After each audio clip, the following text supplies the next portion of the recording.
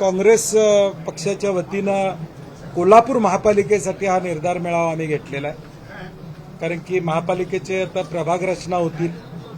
पूर्वी देखील काँग्रेस पक्षाची सत्ता महाविकास आघाडी म्हणून काँग्रेस राष्ट्रवादी अशी सत्ता आमची कोल्हापूर महापालिकेमध्ये होती आणि आता सुद्धा आम्ही ताकदीनं या निवडणुकीमध्ये उतारण्याचा निर्धार घेतलेला आहे.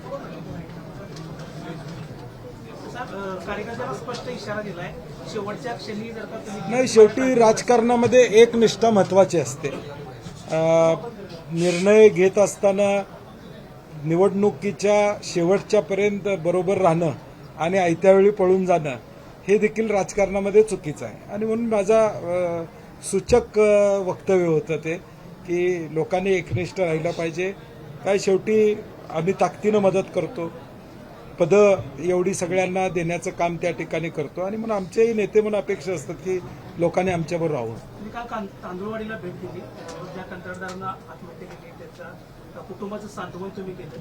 राज्याची सुद्धा अशीच परिस्थिती आहे, कंत्राटदार आत्महत्या करण्याचा इशारा शासनात देत आहे. काय एकंदरीत राज्याची परिस्थिती? नाही, शासनाला आमचं म्हणणं एवढंच आहे की सप्लिमेंटरी बजेटमध्ये तरतुदी केलेल्या रकमा आहेत त्या बघितल्यानंतर जुन्या ठेकेदारांची बिलं पहिलं द्यावीत. घोषणा करण्यापेक्षा जी कामं ठेकेदारांनी केलेली आहेत, कॉन्ट्रॅक्टरने केलेली त्यांची बिलं द्या. सत्ताधारी आमदार सुद्धा मागणी करतायत. अजून 3-3 वर्षापूर्वीची बिलं आलेली नाही तर ठेकेदारांनी करायचं काय? राज्यामध्ये शेतकरी आत्महत्या होत होत्या, आता ठेकेदार सुद्धा आत्महत्या करायला लागलेत. एवढी वाईट अवस्था, आर्थिक वाईट अवस्था राज्याची झालेली आहे.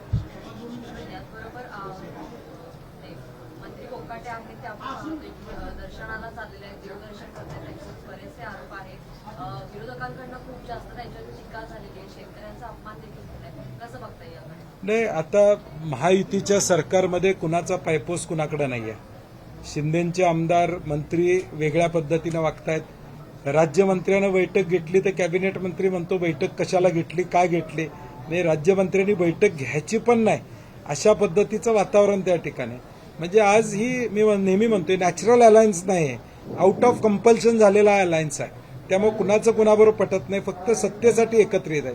आणि म्हणून आमची अपेक्षा आहे ज्या मंत्र्यांच्यावर आरोप झालेले आहेत, ज्या मंत्र्यांची कृत्य महाराष्ट्राने उघड्या डोळ्यानं बघितलेले आहेत, कारवाई करायसाठी पार्टी विथ डिफरन्स हे भाजपचं ब्रीद वाक्य आहे, ते ब्रीद वाक्य अंमलात आणावं. त्याचबरोबर कराड प्रकरणातून जर क्लीन चिट मिळाली तर मुंडे यांना पुन्हा मंत्रिपद देऊ असं अजित पवार म्हणाले. नाही, अजून मला वाटते ऑफिशियली ते म्हणालेत का नाही मला माहीत नाही. त्यामुळे अजून अनेक प्रकरणं त्यांची कोर्टामध्ये आहेत. मला वाटते तसा काही निर्णय ते घेतील असं मला वाटत नाही. सर, जिल्हा परिषद पंचायत समिती आणि महानगरपालिकेच्या निवडणुकीच्या तोंडावर काही मंत्र्यांचा खांदेपालट होणार अशी एक बातमी सध्या तर त्या संदर्भात काल मुख्यमंत्री सुद्धा अमित शहाना भेटायला. जे मंत्री अकार्यक्षम आहेत, ज्यांनी महाराष्ट्रापुढं वेगळ्या पद्धतीनं मंत्री म्हणून दाखवलेलं आहे की मंत्री काय काय करू शकतो, हे पैशाची बॅग रूममध्ये दिसते, हे सगळं चित्र महाराष्ट्रानं बघितलेलं आहे. आणि म्हणून कदाचित हा निर्णय भाजप घेत असेल. आता बघणं महत्वाचं आहे की भाजपचं एवढं धाडस आहे का, भाजप धाडसानं या मंत्र्यांना काढायचा निर्णय घेऊ शकतो का, हा महत्वाचा प्रश्न. सर, आजच्या मेळाव्याला माजी आमदार मानोजीराजेंनी गैरहजेरी दर्शवलेली, एकंदरीत आपला काही संवाद झालेला आहे? नाही, ते मुंबईला गेलेत म्हणून त्यांनी कळवलं होतं, त्यामुळे येऊ शकणार नाही, पूर्वनियोजित दौरा होता. परंतु शेवटी काँग्रेस म्हणून आता मी म्हटलं तसं आदरणीय महाराजांच्या नेतृत्वाखाली आम्ही या निवडणुका निश्चितपणे लढणार आहोत. विरोधी पक्षनेत्यासाठी नाही, आज त्याच्यावर काही चर्चा आहे असं मला वाटत नाही. एबीपी माझा, उघडा डोळे बघा नीट.